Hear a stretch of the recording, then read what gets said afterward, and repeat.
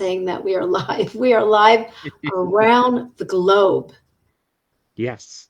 My name is Dr. Tovah Goldfine. This is TMS Roundtable, Chronic Pain and Autoimmune Disease Recovery. I'm happy to be here. It's 8 o'clock here in my part of the land, and in Canada, Ontario. Yep. 1 o'clock p.m. 1 o'clock p.m. We are meeting Helmut. Now I'm going to say this. Thank you for your patience. 1 second. Helmut. Give it a shot. Koeckritz. Yeah, the last name you did really well. It's Helmut Koeckritz. That's Helmut Koeckritz. What a beautiful Mexican and German. Yeah. Cultures here in your beautiful face, in your DNA. What a beautiful mixture of the world sitting right here in my studio. And thank you for blessing my studio. We have been streaming live almost every week for 4 years, for 3 of those years with my co-host, an amazing colleague and friend who passed away last summer in honor of Rose Hoye, an amazing ISTDP therapist. I continue in her merit to stream live here and bring resources and insights and psychological tools into your living room, into your heart, into your ear, so you can heal, because you are the doctor and therapist. Helmut and I are just messengers here along the way. So tonight and today, I'm going to just bring up your name. We're going to speak a little bit and have a dialogue. And please, to my listeners, if I'm interrupting too much, just kick me under the table and say, Doc, lighten up. Okay, here we go. Helmut Koeckritz. Yep, you got it. I am shocked that you healed 70 symptoms, and I want to hear every detail. Yeah, it was probably even more, but I just picked a number that people might believe.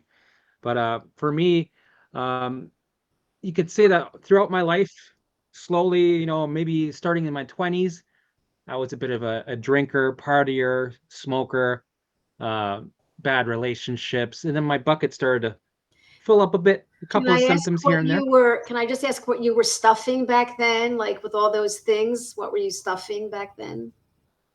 What feelings were you stuffing? It's not just the feelings. It's anything from feelings to how I was, life was throwing me curveballs mentally, physically. A lot of shitty jobs, bad work environments, bosses I didn't like, with a narcissist girlfriend for 4 years, a lot of, surgeries, antibiotics, you name it. Anything that my mind and my body, it took a hit on, it just started to fill my bucket up slowly, a little bit more, and a little bit more. And then let's fast forward to 2021. My bucket was full to the brim. My baseline was at a state of survival, fight or flight, at 1,000, when normally it's supposed to be at a 0. And my alarms were ringing, and I had to go for emergency surgery. Wow. So I went for emergency surgery for diverticulitis. Wow. And before this, I already had IBS. I was dealing with IBS, ulcerative colitis, diverticulitis, and I needed emergency surgery because I caught it. I had a flare up and I caught it late. So, okay, went and did the surgery. Then I came home after a week. The surgery was traumatic because being in the hospital for me was traumatic, because I was, in the healing area with other people. Were you scared? Helmut, were you scared? Yeah, I was like, what was going on? Very scared. Oh yeah, it was a traumatic experience, and it wasn't something I could prepare for. It just seemed to drag out. So then I finally got home, started healing. Everything seemed okay, right? Nothing was going on that was out of the ordinary. And then in the middle of, maybe 3 weeks later, it hit me like this is when my perfect storm happened. It was like after coming out of the hospital, it was like the eye of the storm. Everything was quiet. And then all of a sudden, like a light switch that went on, I went from, eating normal foods to only having 2 safe foods within a couple of days, where I was reacting to every food. I had 2 safe foods that were beef and rice. So I had histamine intolerance, lots of gut issues, pain, If you want to get a little graphic, I had flares that would last me 3 weeks at a time, even if I went a little bit out of my safe zone. If I had a little piece of like tomato or fish or something that was in the fridge for too long because it gathered histamines, I would be in a flare that would last 3 weeks. So like bloody diarrhea, stabbing pains, gas pains. And then, not just that, there was also the anxiety. There was the OCD looping thoughts. There was depression. There was the PTSD, right? And then there was, of course, the symptoms that moved around my body, right? One day it's, pain here, and then it would go and to here, gastritis, nausea, dizziness, you name it. And You were then thinking, these and were you thinking at the time, hey, this is from my colon, this is from my, my organ, something is wrong with me. You were still thinking, this is medical, something's wrong with me. Right. And I was going to the hospital 3 times a week because I thought I was dying every other day. And it felt real, right? And I was getting tests done and going down all these rabbit holes because I felt like there was something really wrong with me. And these symptoms, I was just overwhelmed with all these symptoms hitting me, at once. My heart rate was at, it would stay. It was I had to take a cardio for like 3 months. I was in a constant panic for about 2 to 3 months. So it was overwhelming. I didn't know what was going on with me. I had no idea. So of course, I start investigating, looking around, and I go down rabbit holes that made things worse, right? I go see some functional medical doctors, and they're like, "Oh, we got to do a kill plan and put you on all these supplements," and and that just made things worse for me because I was trying to fix it. I was trying to get rid of. I was, you know, it became my reality. I joined all these Facebook groups that are toxic and poisonous because they want you to, bomb your gut and go on these protocols and you gotta do this. They give you limiting beliefs that aren't true, but if you're so desperate, you're looking for answers that you're willing to try anything. And a lot of these protocols became my reality, and I was suffering, lost. I lost all hope. I thought I was either going to be bedridden and stuck like this for years to come, or I was going to pass away in the next month or two or whatever. Right? That's where my alarms were at the time. And somehow, on one of these groups, somebody mentioned that they were able to eat most of their foods again, and I was like, whoa, whoa, whoa, give me. Where'd you find this information? Like they said that they did some brain retraining, and then another person talked about TMS. So I started seeing little glimpses of the mind body space. So then I had all the time in the world. I might as well dive in. So then I took a couple of programs. I tried DNRS. I tried, different modalities in the mind body space, right? I let go of all the other stuff that I believed. I put it on the shelf. Then I went into the mind body space and I experimented, made some mistakes, here and there. I found Dan Buglio. I liked his channel because he's very calm. He also has an interesting view of the mind body space, which I loved. So I'd wake up in the morning, watch one of his videos, and then I would do my DNRS program. And then I started doing the Dare Response app. It's a little app that helps people with anxiety. So I kept doing the work, and it was, I started healing physically. And then I got a little stuck with DNRS because there were some things that I was just not, sometimes things just don't work. So then I had to figure out, I had to pivot and change my direction. And it's like I was blessed. Like there was always a guidance from above or a consciousness that was helping me along this journey. Good point, because so it sounds like, and so we have a few listeners in the studio now and on our Facebook page. So what it sounds like, Helmut, is that you took the knowledge and applied it to you, and you believed that you weren't a victim of this body, that there was something else going on with your brain, and you understood it. But did you dive into journaling or expressive writing? Did you feel like you needed to meditate? Did you start exercising? What other things did you start doing? Or you were just like starting to get some relief from just believing and having the knowledge? Well, for 15 years, I tried everything, and I've been there, done that, bought the t-shirt, that went down the rabbit holes, right? And so then when I finally decided to try the mind and body space, I saw success stories of what other people went through, right? And they were exactly like me. I felt like I was a freak of nature, And I saw these other people who had like the 70, 80 symptoms, and the mast cell activation syndrome, the multiple chemical sensitivity, the EMFs, or the the gut issues and Lyme issues. And I was like, wow, there's other people that are dealing with. I saw a pattern, and then I saw the success, which told me, here's the evidence, Helmut. Keep going on this path. So I tried the programs here and there, and I made mistakes. Some things just didn't work out. Some, I tried the certain things where I'm like, this isn't working out, so that I would shift and try something else. And then that wouldn't work out. So there was a lot of delayed time experimenting, being a guinea pig, right? How did you not feel like, but something was keeping you going? Some belief was still keeping you going, because you obviously had the ability to calm down your fight, flight, and freeze mechanism. It was like I don't know what it was. It was like a knowing that stay on the path. You are getting better, but there are challenges, and also friends in the community, right? And then doing the research, trying things out, and then friends in the community that you can report back to, and you can go, hey, did you deal with this? Yes, I did. Just keep going. Were you stuck with this program? And then, yes, I did. And I found to try this. Oh, might as well try, because I had nothing left. I had no other choice. I had to keep going. And I was dedicated, no matter what, that I was going to do this 1000%. I wasn't going to start doing other modalities other than the mind and body space. So I'm like, this is the path I'm going to take. Sure, there'll be obstacles, but I'm going to do this for at least 5 years, 10 years. I don't care. I don't care if I die or if I keep suffering for the rest of my life. I'm sticking to this. So I was very disciplined. Yeah. So I'm not normally disciplined, right? I'm not normally a disciplined guy. Because one of Sarno's, and I don't, I talk about a lot of the different doctors that I've studied with, but one of Sarno's key points is believing that this is psychologically driven. And that was enough for you to not only see some relief, but see that relief was not the only thing you needed. You needed support. You needed to know that you were on a journey. It wasn't, didn't need to have direct, I feel better, more that you were getting better at feeling, which leads me to want to talk about feelings of fear. In your 20s, you felt like, not enough.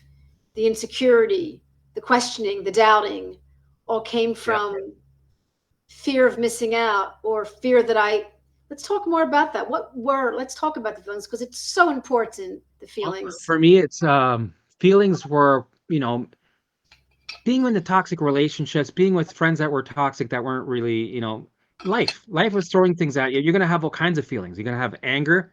You're going to have resentment, shame. You're going to feel like life is unfair, right? And not just the feelings that are involved, but the things that were happening to me, right, was bringing me into a stress response that was getting hardwired. This was becoming my program. My baseline became survival, right? Which includes the feelings and the physical things and the OCD and the anxiety all together. They were all alarms, everything. And this was my new program, my survival program. The brain was perceiving that I was, being attacked by a bear, or there was a bear on my back for, the 30 years of life. And that makes sense, because I was showing my brain that we are in a survival state, right? And it was doing its job. It's working brilliantly. And it was throwing on alarms because its job is to keep me alive. And that's what it was doing. So this is like not just the emotions, but this is everything all together cumulatively. Like everything's got its separate raindrop filling up my bucket.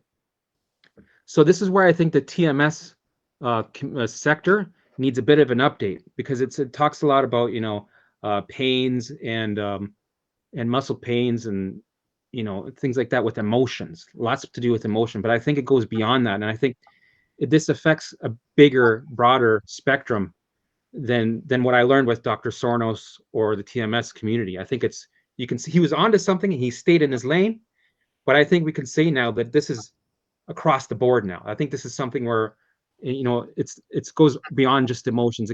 I think it has to do with your bucket's full, your baseline's at a survival state, and we got to introduce a new program and reset your alarm system, regulate, and then it takes time. It takes hard work because you got to do the exposure. You got to feel the feelings, right? You got to allow these things to do what they want without resisting them, right? That's where I was stuck So because elaborate on this point, because you're so thinking. So the one on Sarno the was about program, like Sarno was about like it's the rage, it's the fear that's driving your brain to keep you in fight or flight. Like that's simplifying it. But so what makes it different for you? Because that was sort of Sarno's. Your repressed feelings in your unconscious mind, your brain's perceiving, well, a threat, and it's with the protect. emotions, with the feelings, when you suppress them, they add up to your bucket, right? And you're pulling 747s along with you, right? And when you're pulling these 747s, right, or you're this little Honda with four wheels pulling this big plane, these loads, your body is going to have a problem. It's going to be overwhelmed. It's like buffering. It's like when your phone is full of too many pictures and it starts to work slowly. That's what happens. It starts to bung up and something's got to give. The body keeps the score, right? And then when you're in this state, your security system, right, ramps up to a state of fight or flight, survival state, and your baseline's at 1,000. When normally, let's say you see a tiger, you're at 0. You see a tiger goes up to 1,000. You kill the tiger, it goes back to 0. You're back to rest and digest. But if you're a person like me who was in a situation maybe for 4 years in a toxic relationship, I was in a state of fight or flight for 4 years, and it became my new baseline. And the brain creates neural pathways and it locks it in. So this is you, right? Even though me and my girlfriend, we split, and I'm right now everything's safe, but I'm still running this old program of survival. So I could be at the beach feeling all these symptoms, but there's no bears around me. There's no tigers. Why does my brain still think I got a tiger on my back? Why does it think? So I had to reprogram it with these methods, and slowly the baseline would come down, feel the feelings, empty my bucket, let go of that 747, right? And then I was, without micromanaging my brain, if I was creating neural pathways or not, without micromanaging my gut biome or my kidneys or my fatty liver or my symptoms, let my body and my brain do what they were designed to do. I would get out of the way. I would give it support, right, by regulating and let it do its thing. And that's when all these issues started to go poof, poof, poof. My alarm started to get turned off one by one. Gut issues went away. OCD, anxiety, looping thoughts, intrusive thoughts, they lifted. Triggers lifted. And it was all to do with the methods. And mostly the methods were allow the things to run wild, let them do their thing, take away the resistance, because people like to distract, right? Be in the present moment to hide from your thoughts, because what you resist persists, right? And an alarm is meant to be acknowledged. But when you go like this, the brain's like, well, we got to get his attention because there's a tiger on his back. So how am I going to get his attention if he keeps ignoring the alarm? So the alarm goes bigger, bigger, bigger. Baseline goes up. More alarms, symptoms manifest, right? And then we get into this cycle. And I had to break that by allowing the symptoms to do their thing, to run wild, to allow myself to have fear, to allow myself to have the figures, to invite them in, to ask for more even, right? If there was a looping thought, I would go, you know what, give me more of that. I want to feel that. Bring it closer. So I would actually allow that feeling to come to usually in my neck and my chest. I would picture it like a little ball, right? And I would let it do its thing without pushing it away, without, rushing it out the door. I would open the door and let it do its thing, take the hinges off the door actually, so it's always open, and always let my feelings, my thoughts, my symptoms be there and allow them to do their thing and ask for more. And then I would engage in life, get back What do into you life. mean allow them to do their thing? Allow them to do their thing. So let's say if you have a thought that scares the bejesus out of you, allow yourself to be scared. Allow the thought to run wild without trying to ignore it, distract it, fix it, figure it out without ruminating, right? Because when we do that, it's baiting, it's doing its job. It's baiting you to the root emotion, which is usually fear, right? The alarm, which is the alarm. It needs to get your attention to the root alarm. So it's doing its job. but I have to recognize I want to introduce a new program. So I'm going to acknowledge the alarm and go, thank you for showing me this alarm, right? You're doing your job, and I'm very grateful, right? There's nothing wrong with you. You're just running a program of survival, and you're trying to protect me, and I appreciate that. So I'm going to feel the feelings, but then I'm going to engage. I'm going to bring you along with me still, that you can sit on my shoulder while I cut the grass, or you can sit on my shoulder while I play guitar or do the dishes, right? Yeah. So it was really about taking the resistance away instead of fighting with my thoughts, hiding, being in the present moment to hide from my thoughts. Because when you do this, it builds up the baseline, it starts to skyrocket. And then what do you have? You have alarms blaring off at you. And we don't like the alarms because they're annoying and they trigger us and we get into a cycle again. Yeah. So it was a bit of a process. Yeah. So I love it because this week I talked about the 6 F's of our normal reactions and responses are, fear, focus, fighting it, figuring it out. We want to figure it out. We want to fix it. We're frustrated. And what I like to say is we can have all these, we can feel these fixing it, frustrating, focus. We can do all that, but not have physical symptoms. Because I'm aware I'm frustrated. I'm aware I'm trying to fix things. I'm trying to do and not be. I'm aware that I'm feeling fear, but it's not causing my brain to protect me because I'm with it. I'm having a relationship with it. I'm in relationship with my feelings, with my anxieties. I know my triggers. I'm aware that I'm going to be triggered. I just got triggered. I was triggered, at age 2. Like, I am aware of all that. Yep. And it's like, I call it like it's serving you, not hurting you. And I like to say to the listeners, you can be in a state of fight or flight. We all live like that. We live on the edge. We take risks. We're shocked and surprised and not have physical symptoms. Right. Your brain is doing that all the time. Up, yep. down, up, down. It usually goes up, down, and it just goes right back to its baseline. But if we stuff it or ignore it in a way that it just begins to just keep alarm because we're not having a relationship with, that's how I frame it in simple terms, but you're saying it in a really beautiful way. And it's kind of like a letting go to have control. Yeah. It's kind of, what do you think of, like an awareness, a mindfulness, a watching, like this sort of mindful, I'm watching things go by. I'm not engaging. I'm not attaching, all these different things. And you're smart, Helmut, because journaling can work for somebody.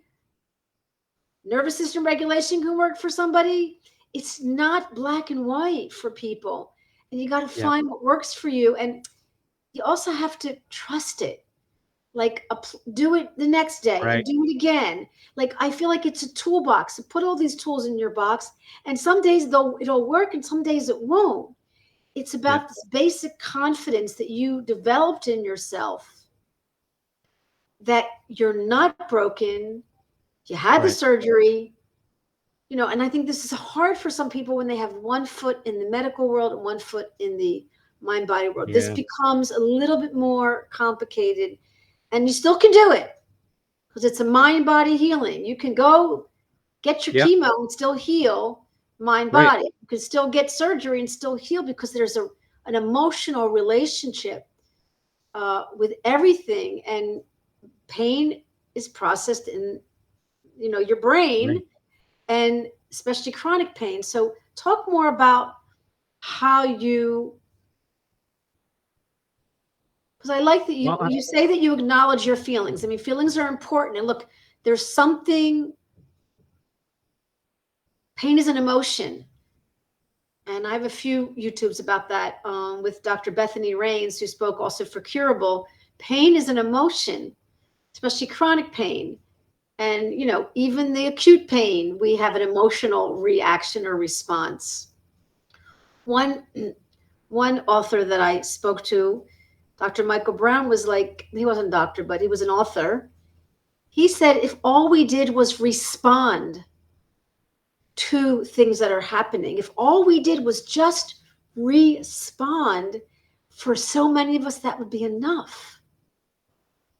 even if I'm freaking the you-know-what out, I could still respond in a way that doesn't suck me in. Right. Well, in the beginning, usually you are human. Like I had the map, but I still failed a bunch of times, right? I still catastrophized. I still, ran to the hospital. But eventually it went less and less and less. And I started to build trust. And I think it's important. I think people need to go through that where you're going to slip. You are human. And this is where you learn. This is where you see the patterns. This is where you experience your symptoms, whatever they are, symptoms, feelings, alarms, whatever it is. You experience something and you see a pattern and you gain that leverage. And, when I started doing exposure towards the things that made me uncomfortable, I had to allow myself to feel like shit, right? So I had to allow myself to feel fear, to be triggered, right? I had to go towards the triggers and know when I open this up, right? I'm opening up an old alarm and I'm not gonna feel good. I'm gonna feel triggered. I'm gonna feel like shit. I'm gonna be scared. So I had to teach myself that it's okay to be scared and to learn to be scared and to sit in the danger. So I had to trigger myself, sit in the danger, but change my response to not white knuckling through it, right? Not surviving through it, but embracing it, letting it do its thing, whatever it is, if it's a mental alarm, physical alarm, or a feeling or whatever it is. Let it run its course. Don't survive through it. Embrace it. Ask for more. Lean into it, right? Wear it like a glove, and then engage. And then eventually for me, I noticed with the exposure by doing that, it brought the alarm with repetition. It brought the alarm from 10 to a 5 to a 3 to a 2 to a 0. Then eventually that alarm would go off and that trigger would be gone because I invited it in and that triggered, that alarm did its job and I acknowledged it, right? And the brain goes, okay, now we can turn that off. So eventually with that work, with more exposure over and over again, going towards what scared me, either if it was physical, emotional, whatever it was, right? Because my brain was sending me things on a platter. I didn't have to dig. I didn't have to dig for trauma. I didn't have to go back in time for anything, right? My brain was already giving that to me on a silver platter. It was like, hey, what about this? I'd be like, all right, put that over here. All right, let's expose that. Let's feel this. Right. We were working together as a team. It was this loop. It's like, here you go. All right, that's what we're working on. And we kept doing that over and over again. But I didn't have to do the trauma digging like so many programs like to mention, because that actually made things worse, right? For me, it was, let's focus on the now alarms. Anything that happened in the past is irrelevant. It's that where alarms are on now. So let's program a program of safety, bring the alarm system back to 0. And then if there's anything left over that I want to dig for, I'll be in a better position to do it, right? I won't be setting my flame back to, getting in a trauma response. I'll be like doing it more in a curious observer type of way with confidence and going, oh, that's interesting. Yeah. Oh, I went through this. Interesting. Feel the feelings. It's so much easier. Then when people do digging in the beginning, they're not regulated and they're just putting gas on the flames, right? Yeah. So for me, it was like, let's not dig for trauma. Let's just regulate.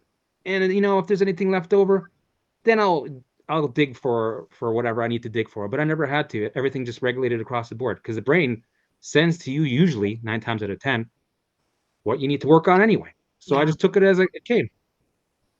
Yeah, Dr. Schubiner talks about a word called salience, and I didn't really understand it. I recently took a course, and it was I didn't know the word. It means importance, but it has to do with the brain will decide what's the most important and focus on that. Now, but I'd like to think, what do you think about this? What's making the brain decide what's the most important thing to focus on? Our signs we're telling the brain from our unconscious, from old patterns, from predictive coding. Like, why is the brain deciding to focus on that? Well, for me, it was the brain did anything and everything possible to get my attention, and it was doing its job perfectly. So it was sending me alarms, not in the way of daffodils and beautiful sunsets, because that wouldn't get my attention. It was sending me alarms in the form of something that would lock me in and bait me into the root alarm, which is whatever the emotion was, which was fear. So it's going to do that. It's going to work perfectly like it is. It's going to get your attention, and it works every time. So it'll use anything that might not even make any sense, right? For me, there was times where I had phobias that came out of nowhere, and I was scared of pillows. Does that make any sense? No. But it sent it, and I was fearful of it. It sent maybe an old thought, an old symptom. An old symptom would return, a new symptom would happen, right? And all of a sudden, a symptom would go away. Yeah, that's great. A month later, it would come back. Oh, right? Because it knew when things come back and forth, it would get my attention, because it needs to show you that there's a tiger on your back. So it's going to use anything and everything to get your attention, and to try to analyze and figure out, well, why are you sending me this, or why could it be from the past, or why. It's pretty much irrelevant. It's irrelevant, but it works, and it's doing its job. I think it's important for the listeners to know that, I don't know the exact numbers, but 95% of our thoughts are repetitive, and like 80% of those 95% of those thoughts are negative. Yeah, biased negative. Right. So, and why negative? It's because of protective mode. It's not because we're negative or pessimistic. There's a protective nature. But we can change that. We can change that statistic. We can become not sugar sweet optimistic, but we can have those thoughts be what I call more serving us. Oh, well, there's my worry. Of course I'm worried. I have my mother, I'm a grandma. Oh, there's because of the weather. Oh, so it's just like, but I understand where that worry or that negative comes. I understand it. Right.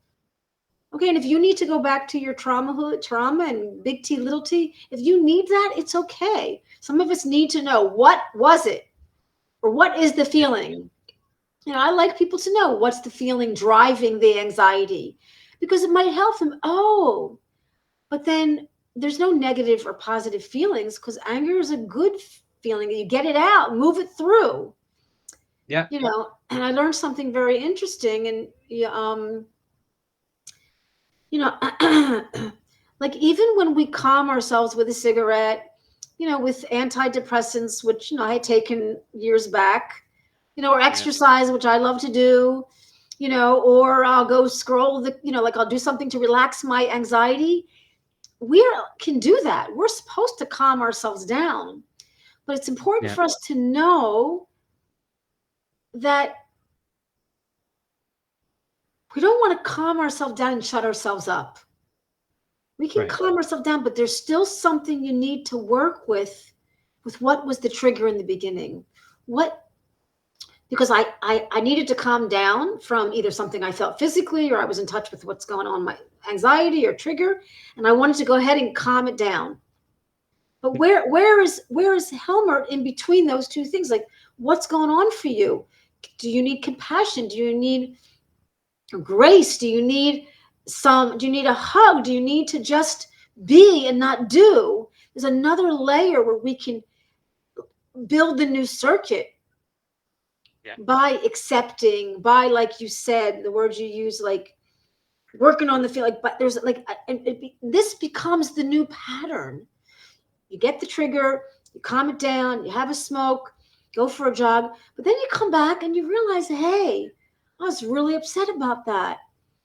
I'm glad I had a vehicle, a channel for my anger. Yeah. Let me go ahead and look at my pattern, so I can have an automatic safety threat valve. Yeah. And not have to go so deep into it. And then that will work for me. And then, like, see, this is what I think people can take away, that the brain is malleable. The brain is changeable. You can change your brain.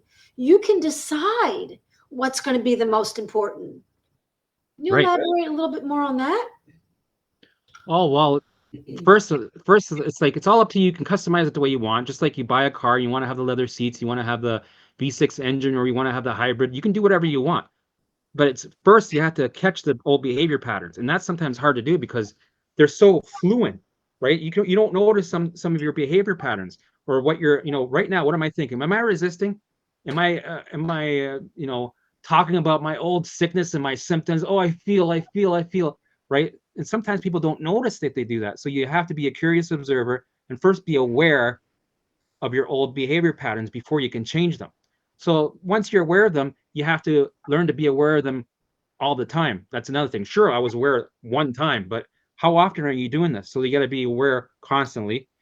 And then you got to decide, well, what do I want to do? How do I want to change myself? Right? You can almost literally design who you want to be, work towards it, and your old self can die out and a new self is born. And that's what I noticed. Like right now, I'm, if I were to compare myself from 5 years ago to now, I'm a totally different person. But you're still you. You're still basically you. Yeah. And so I agree, but integrating the little look, it's a little boy that was struggling in there, and now you're a big boy, so you integrated it. I'm sorry, I didn't mean to interrupt. Go ahead. No, it's okay. But there's also the difference between alarms that have their purpose that we need, and then there's some that are just ringing constantly that don't need to be on, but we just never knew how to turn them off. So for me, it was turning off the alarms that don't have their purpose, but the ones that are there for, real danger, I welcome them. Thank you for being there. I need you, right? I need you for my life. And there's some alarms I don't want to turn off because they have a good purpose, right? And then there's the mass majority of alarms that I had on because I was running a survival program. Well, you know what? I don't need those on because they were just, creating havoc in my life. So it's like you decide what alarms you want to stay on, what purpose they have.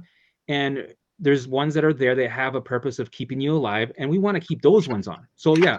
And then there's that sweet spot, finding the sweet spot in life and keeping somewhat regulated, but we're not always going to have the bucket totally empty. Life's going to throw curveballs, so we're always going to go up and down, right? And having this as a lifestyle, not a thing that where you're doing a program for 6 months or to 2 years, and every couple of years you have to do a program. For me, this is the methods it's like a lifestyle. Like people they play hockey or they meditate or they, whatever they do. For me, this is my religion, my life, my right to keep this up and down, because life's going to throw curveballs. It always does. And to keep it around here, right? And to find the sweet spot and turn it into a lifestyle with routine.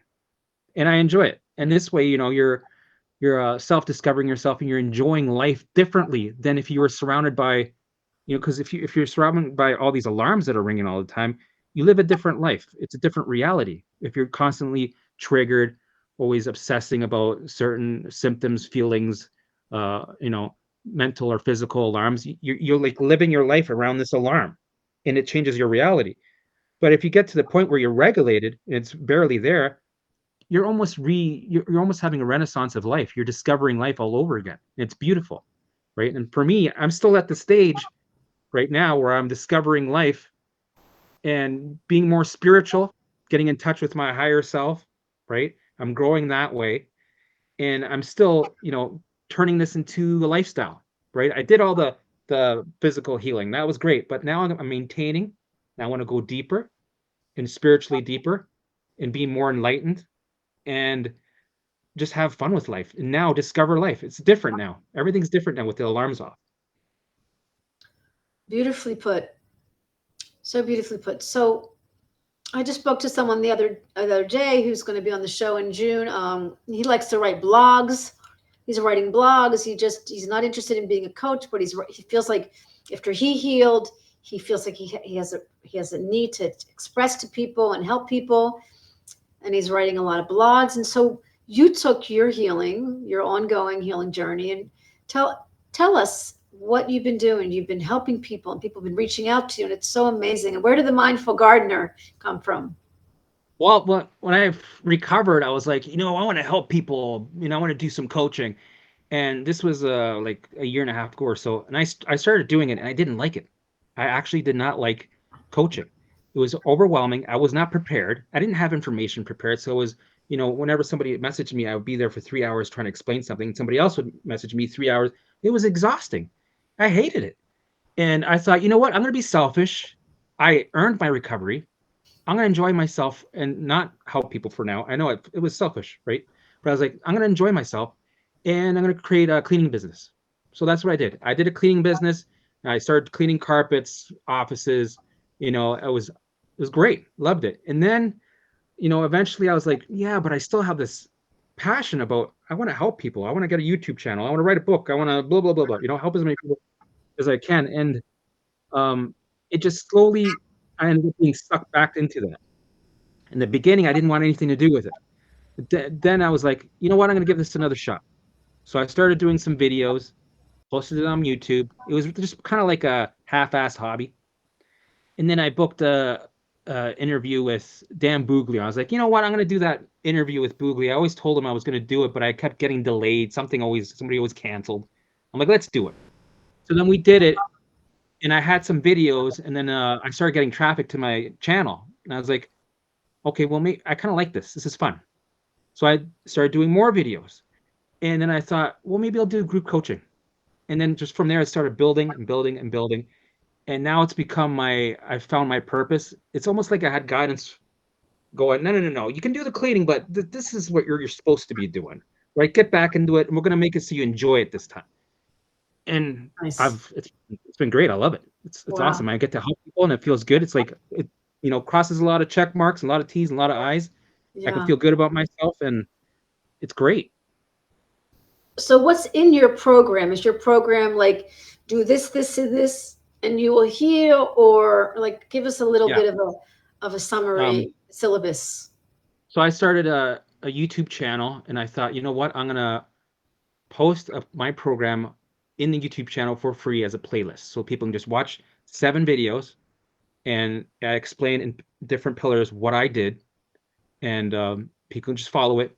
It's free and they just implement it and there they go. It's all up to them. The tools are there. Go ahead. And then that's what I did. So things that I went through, I would make a video. So there's 7 videos. I did, certain steps that people follow. And for people that have only a couple of symptoms here and there, they can just, they don't need to go on a program per se. But for me, I needed a program because I was dealing with the 70 symptoms. I was overwhelmed. I had the OCD looping thoughts. And if I just, went and lived life, if I ever had an opportunity to be alone, my brain would just hijack me into going down these rabbit holes and I would just be stuck in a loop again. It would be out to sea, right? So I needed a lighthouse, right, to bring me back in and go, just follow this. You don't have to overthink. Put everything, all the research that you did in your life, put it on the shelf. Follow these steps just for now. And eventually when you start to gain leverage, then you can become your own guide. So for me, it was necessary to have steps. Have like a manual that you read and you follow, and then eventually I was on my own.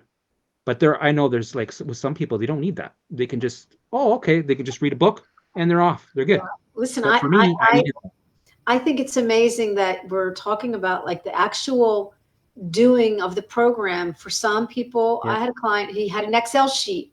Did I meditate today? Did I journal today? Did I affirm? Did I have it?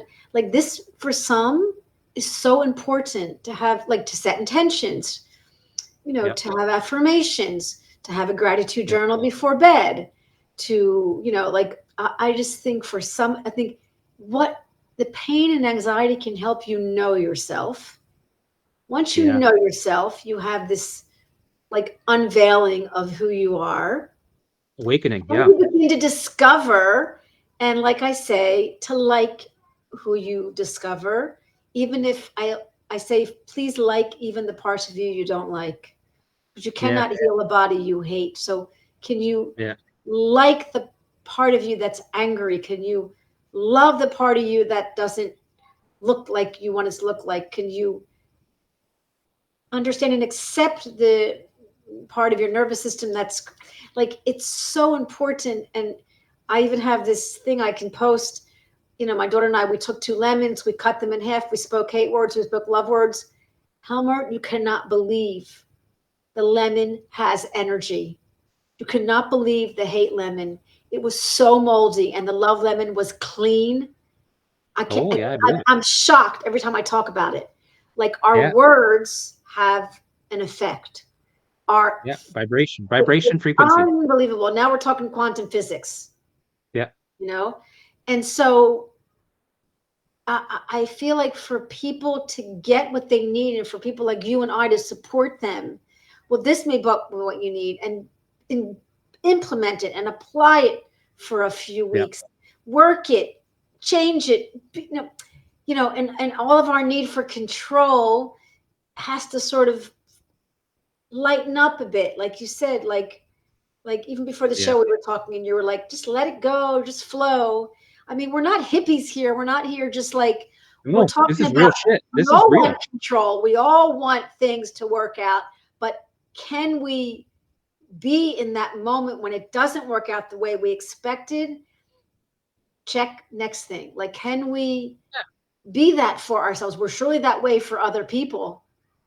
We're surely flexible and loving and accepting for other people. So can we be that for ourselves? Can we be that cheerleader, that coach, that friend, that parent, that teacher? This is key. What else in your program do you do? What would you like to leave our listeners with? Like, what would you recommend if there was a couple of tools and tips and insights?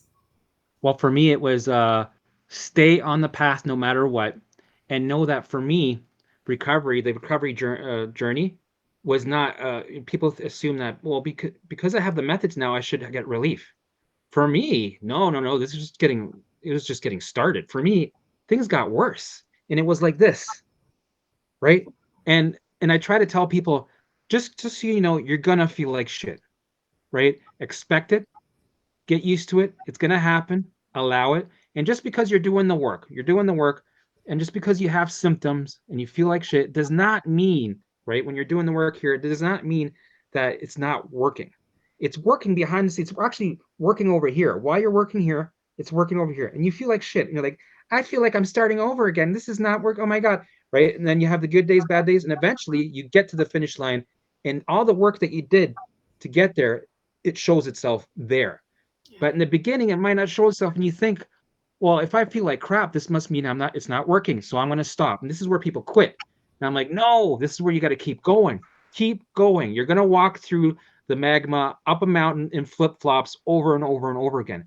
But these are the golden opportunities. You need these to gain the leverage. Without these horrible, things that we expose ourselves to, you can't move forward. It just doesn't happen. So you have to open that door, allow the things to be there, and sit in the danger, sit in the fear, and know just because you feel like shit does not mean that you're not moving towards recovery. And you'll see that you're going to move forward in leaps and bounds, right?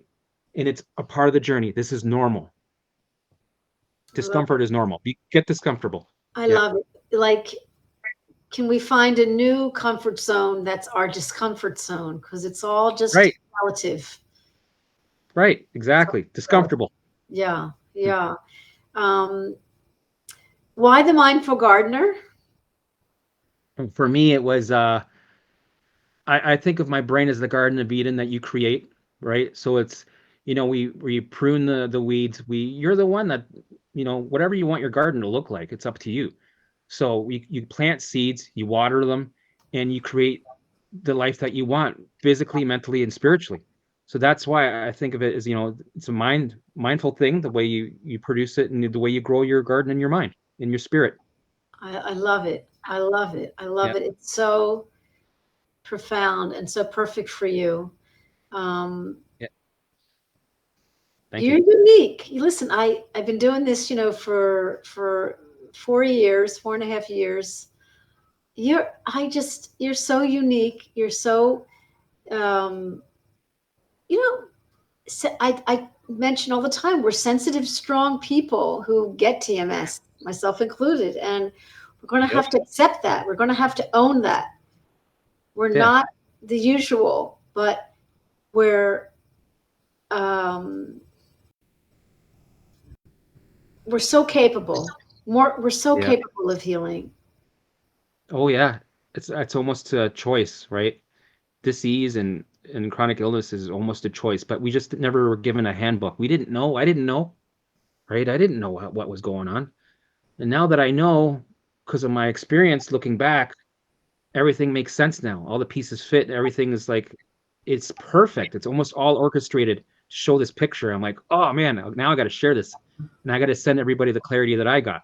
Yeah. Give them the golden nuggets of clarity. Yeah. And I still want them to fall. They need to fall because that's how they learn. Yeah. But I can at least give them the map, and they can, go dig for the treasure and figure it out on their own. So it's their own journey, right? I just thought, I don't know why I thought of it, because we didn't really mention it, but it's another branch. And it was with a show I had twice with Fred Amir, who wrote a book called Rapid Recovery. And he had years of symptoms and horrible pain. One of his big things was for us to have a goal. I think you did, in a way, like, like if I asked you, what was your goal, which I'll ask you in a minute, but for us to have a higher purpose, like, I want to heal this myself along with my doctor, or integrate it because of this, because he wanted to lift his 4-year-old daughter, who for 2 years he couldn't. Right. That was his goal. He didn't, so he stepped off a curb and would have sciatica and say, okay, sciatica, you're okay. You're not hurting me. You're not dangerous. Like, he would hang out with the pain. And that's a hard thing for us to do, because pain means something is wrong. In the book of acute pain, and not in the books we're talking about, pain is a warning, but this is neuroplastic pain. And in this course I took with Schubiner, I think the number was like 98% of pain is, I got to get the number correctly, but it's something up there in the 90s, is neuroplastic and can respond to this kind of work. And so what was your higher person? What was driving you to, like, I'm going to do this because I want, for me, your motivation? For me, it was, I wanted to be a father again. I wanted to be a husband again. It was, I had hopes and dreams before, even though I was, just puttering through life slowly. And I wanted to have that drive again in life, right? And I had to fall on my face to really know what I was not appreciating, the small things in life. So yeah, I had my purpose of, like, I want to be normal again, and I want to do many things, but I couldn't really know that until I was falling on my face really hard. I had to really fall hard to realize that contrast of what I don't want anymore, to wake up. This was like a gift, right? This was a gift given to me, even though in the beginning it feels like it's hell. Yeah, it's hell. Yeah, it feels like an exorcism every day, right? But it was a gift given to me to wake up, right? And to enjoy life, the small things. When before, I would go to the beach and I would still feel angry at a 4 out of 10, when it's supposed to be a 10 out of 10 experience going to the beach. Now, for me, going to the store to get a bag of chips feels like a 10 out of 10 experience, because I enjoy all the deliciousness of life. The small things, it's like, man, this is magical. Like, I'm almost like Ned Flanders at sometimes, right?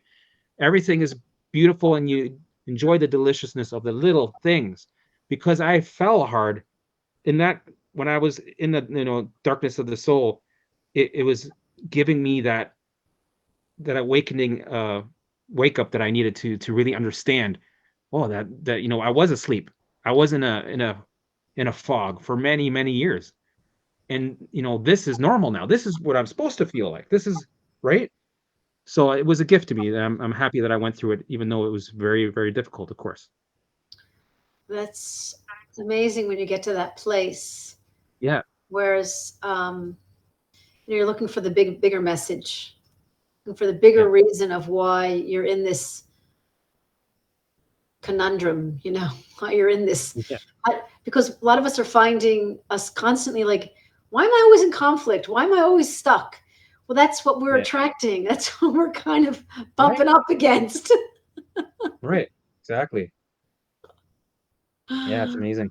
Wow. So anybody out there in the listening booth, if you want to ask Helmut or myself any questions, we're here for you.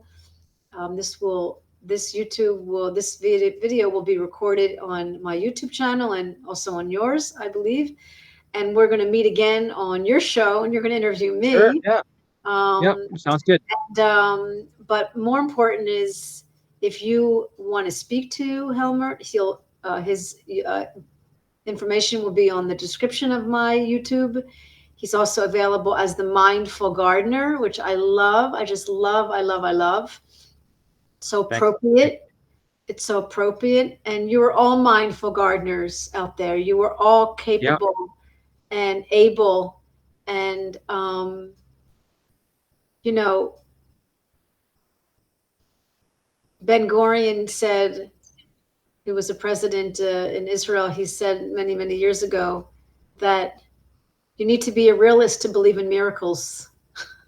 You know, like it's, and I don't even like the word miracle so much because your body is made to heal. Your body has an innate intelligence. And Joe Dispenza talks about the innate intelligence that healed his 6 vertebrae that were almost making him crippled. Like your body has that intelligence.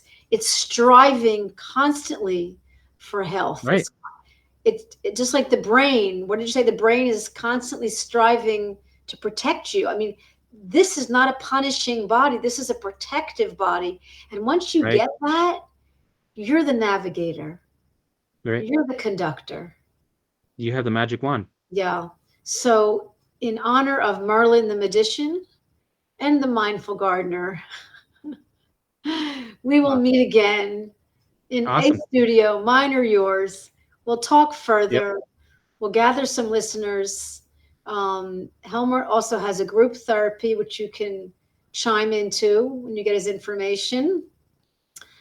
And we are happy to be here and blessed to be here helping you and talking together. And thank you for enriching my life tonight and blessing my studio. For having me. Thank you. That was fun. I had a good time. We will meet again soon. God bless you to all out there. Have a great day, a great night. We'll be back next week. All the best. Okay. Okay, 1 second. 1 second.